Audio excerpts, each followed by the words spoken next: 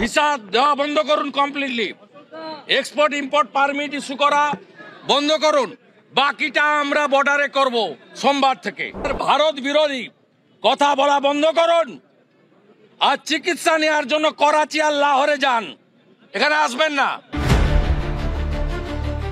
বাংলাদেশের জাতীয় পতাকা অবমাননার অভিযোগে গত ৩০ অক্টোবর চট্টগ্রাম নগরীর কোতোয়ালি থানায় একটি রাষ্ট্রদ্রোহ মামলা হয়, যে মামলায় ইসকনের সাবেক নেতা চিন্ময় কৃষ্ণ দাস সহ ১৯ জনকে আসামি করা হয়।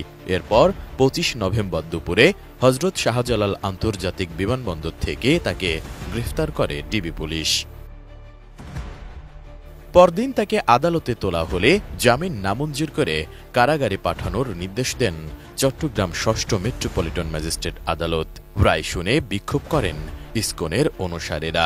বিক্ষোভের এক পর্যায়ে চট্টগ্রাম আদালত প্রাঙ্গণে ইসকন সমর্থকদের হামলায় মৃত্যু হয় রাষ্ট্রপক্ষের আইনজীবী সাইফুল ইসলাম আলিফের। প্রকাশ্য দিবালোকে তাকে কুপিয়ে হত্যা করা হয়। তারপর ফুঁসে ওঠে দেশের সাধারণ মানুষ। শেকড় থেকে শিখরে ইসকন নিষিদ্ধের দাবিতে দেশ জুড়ে বিক্ষোভ মিছিল করছেন দেশের বিভিন্ন ছাত্র সংগঠন থেকে শুরু করে রাজনৈতিক দলগুলো। শুক্রবার জুমার নামাজ শেষে ইসকন নিষিদ্ধের দাবিতে সমাবেশ করেন ইসলামী আন্দোলন সহ অন্যান্য ধর্মীয় দল।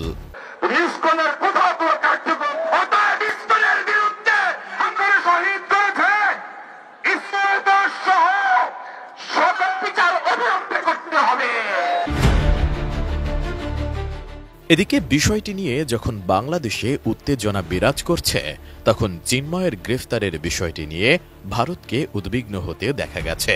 বিজেপি নেতা শুভেন্দু অধিকারী চিন্ময় কৃষ্ণ দাসকে অনতিবিলম্বে মুক্তি দেওয়ার দাবি জানায়। মুক্তি না দিলে পশ্চিমবঙ্গের সঙ্গে বাংলাদেশের সীমান্ত অবরোধ করারও হুমকি দেয় বিজেপি। এছাড়া ভারতীয় পার্লামেন্টের নিম্নকক্ষ লোকসভাতেও আলোচিত হয়েছে বাংলাদেশে সংখ্যালঘু সম্প্রদায়ের বিরুদ্ধে সহিংসতা, ভাঙচুর ও মানবাধিকার লঙ্ঘনের বিষয়টি। जो सारे हिंदू समाज का आवाज बुलंद किया, हिंदू हृदय सम्राट चिन्मय वीर सन्यासी चिन्मय कृष्ण प्रभु को without any condition Bangladesh government रिहा करे। आज हम लोग धर्म के पक्ष में हैं, आज सत्य के पक्ष में हैं। ये कहना है कि चिन्मय कृष्ण प्रभु को रिहाई करना है, हिंदू ऐक्य, हिंदू का संपत्ति, हिंदू का निरापत्ता সেখানে ঠিকঠাক करना है। ভারতীয় সংবাদ মাধ্যম এনডিটিভির খবরে বলা হয়েছে, বাংলাদেশে সংখ্যালঘু হিন্দু সম্প্রদায়ের বিরুদ্ধে সহিংসতা ও ভাঙচুরের ঘটনা বৃদ্ধি পাওয়ায় মানবাধিকার লঙ্ঘনের বিষয়ে উদ্বেগ প্রকাশ করে ভারতের পার্লামেন্টে প্রশ্ন তোলা হয়।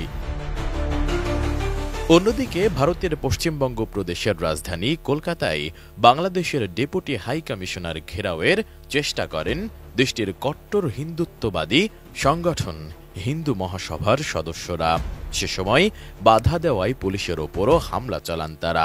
২৮ নভেম্বর দুপুরের দিকে এই ঘটনা ঘটে বলে দেশটির সংবাদ মাধ্যম টাইমস অব ইন্ডিয়া জানিয়েছে।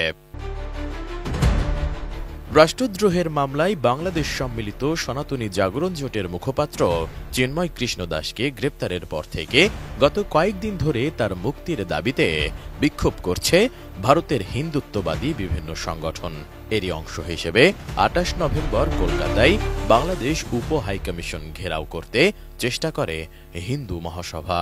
ওই সময় পুলিশের সঙ্গে হিন্দু মহাসভার সদস্যদের ধস্তাধস্তি হয়। এ ঘটনায় নিন্দা জানিয়েছে বাংলাদেশ পররাষ্ট্র মন্ত্রণালয়। সেই সাথে ভারত সরকারকে সব কূটনৈতিক মিশনে নিরাপত্তা জোরদারেরও আহ্বান জানানো হয়েছে। S I Raj, ATN news.